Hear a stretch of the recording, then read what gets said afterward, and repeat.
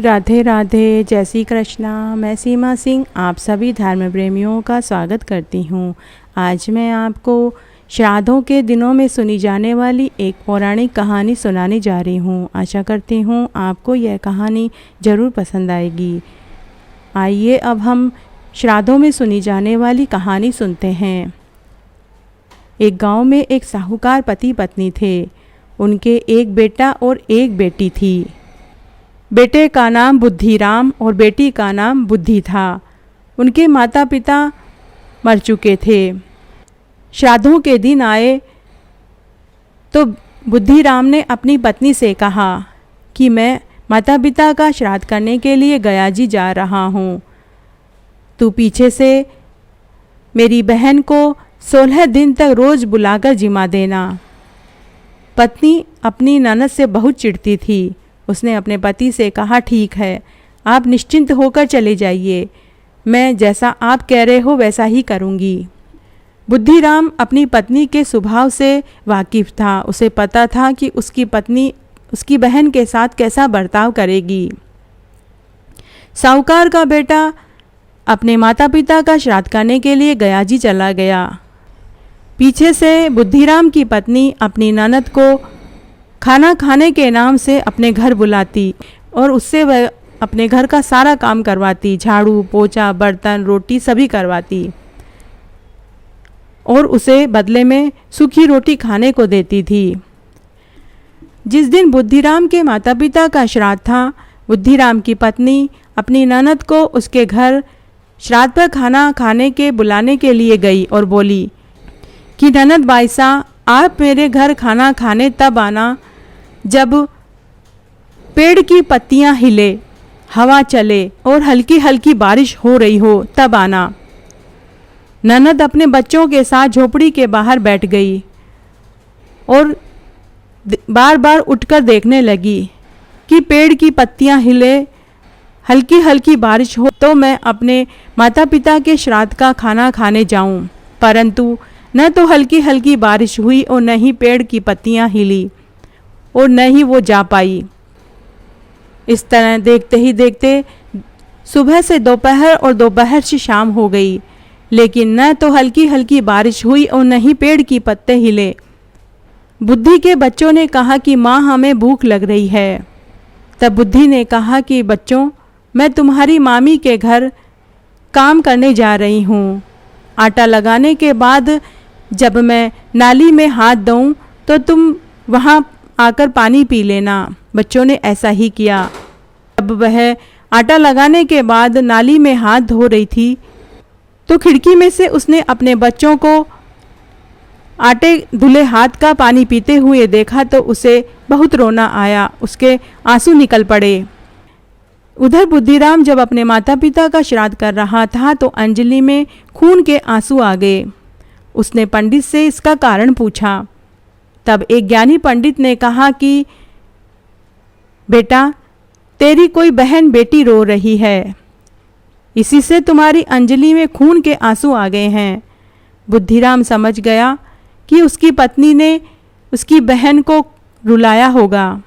गयाजी में श्राद्ध करने के बाद बुद्धिराम जब घर आया, आते ही उसने अपनी पत्नी से पूछा कि तुमने मेरी बहन को श्राद्धों में रोज़ खाना खाने बुलाया या नहीं। पत्नी ने कहा, कैसी बातें करते हो, मैं रोज़ नए नए पकवान बनाकर तुम्हारी बहन को खिलाती थी, देखते नहीं मेरी हालत कैसी हो गई है। तुम्हारी बहन तो रोज़ आती थी, बच्चों के साथ खाना खाकर चली जाती थी। बुद्धिराम उसी समय अपनी बहन के घर पहुंचा और बहन से पूछा कि बहन, श्राद्ध पर तुम्हारी भाभी ने तुम्हें खाना खाने बुलाया था या नहीं। बहन ने कहा कि भैया, बुलाया था और हमने भर पेट भोजन भी किया, क्योंकि भाभी ने निमंत्रण ही ऐसा दिया था कि हल्की हल्की बारिश हो रही हो, पेड़ के पत्ते हिले तब आना। अब बुद्धिराम समझ गया, भैया, जब तक पेड़ के पत्ते हिले नहीं, बारिश हो नहीं, तो हम कैसे जीमने आते। बुद्धिराम को यह सब सुनकर अपनी पत्नी पर बड़ा क्रोध आया। उसने घर आकर अपनी पत्नी को बहुत डांटा। बुद्धिराम की पत्नी अपने पति से डांट खाने के बाद मन ही मन अपनी ननद को सबक सिखाने की एक योजना बनाने लगी। दूसरे दिन उसने तबीयत खराब होने का बहाना बना लिया और अपने पति से बोली, सुनो जी, मेरे एक जान पहचान के पंडित हैं।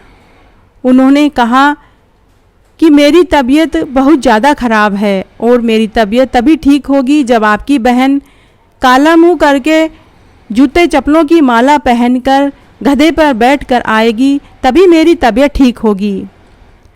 बुद्धिराम, उसका नाम ऐसे ही बुद्धिराम नहीं था, नाम के साथ ही उसमें बुद्धि भी थी। वो अपनी पत्नी की चालाकी को समझ गया।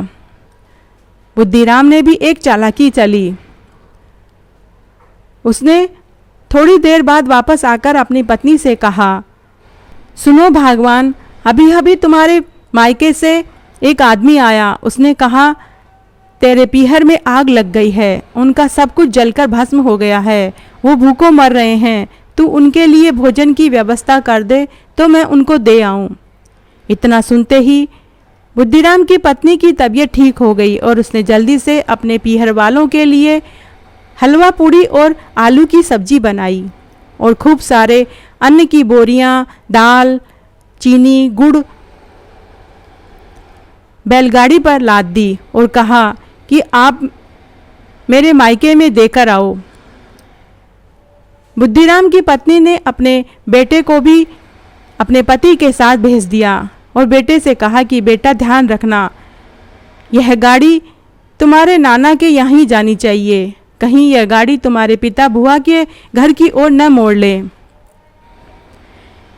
बेटा अपनी माँ की हरकतों से बहुत परेशान था। वह बेटा भी नहीं चाहता था कि वह गाड़ी उसके नाना मामा के घर की ओर जाए। बुद्धिराम ने वह गाड़ी अपनी बहन के गांव की ओर मोड़ ली। बुद्धिराम अपनी बहन के ससुराल में जाकर सारा सामान पहुंचाता है और एक आदमी को अपने ससुराल में भेजता है। वह आदमी बुद्धिराम के ससुराल में जाकर उसके सास ससुर से कहता है कि आपकी बेटी की तबीयत बहुत खराब है। पंडित जी ने कहा है कि यदि आप दोनों काला मुंह करके जूते चप्पलों की माला पहनकर गधे पर बैठकर आएंगे तभी आपकी बेटी की तबीयत ठीक होगी। उसके माता पिता और भाई भाभीयों ने सोचा कि अपने तो एक ही लड़की है, अगर ऐसा करना भी पड़े तो क्या बुराई है।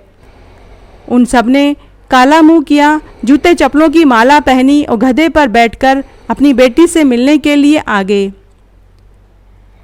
जब अपनी बेटी के घर पहुंचे तभी घर के बाहर से बुद्धिराम ने अपनी पत्नी को आवाज़ लगाई।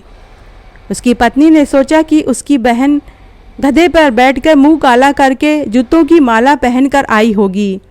वह घर के बाहर आई और तो उसने देखा कि उसके पीहर वालों का मुंह काला हुआ था, गधे पर बैठे थे और जूतों चप्पलों की माला पहने हुए थे। यह देखकर बुद्धिराम की पत्नी को अपने किए पर शर्मिंदगी होने लगी। तब बुद्धिराम ने कहा कि तुमने मेरी बहन के साथ जो किया ऐसा तुम दोबारा कभी मत करना। तुम्हारे माता पिता और भाई बहन तुम्हारे रिश्तेदार हैं और मेरी बहन कुछ नहीं। तब बुद्धिराम की पत्नी ने अपने पति से माफ़ी मांगी। जब बुद्धिराम ने अपने सास ससुर को उनकी बेटी की करतूत बताई तो उन्होंने भी अपनी बेटी को भला बुरा कहा और वो वापस अपने घर चले गए। बुद्धिराम ने अपने सास ससुर से अपनी गलती की माफ़ी मांगी, परंतु उसके सास ससुर ने कहा कि जब बेटी ही उनकी खोटा सिक्का निकली तो जवाई जी आप माफ़ी क्यों मांगते हो। और वो अपने जवाई को ढेरों आशीष देकर अपने गांव वापस लौट गए। उधर उसकी पत्नी ने भी अपनी गलती की क्षमा मांगी।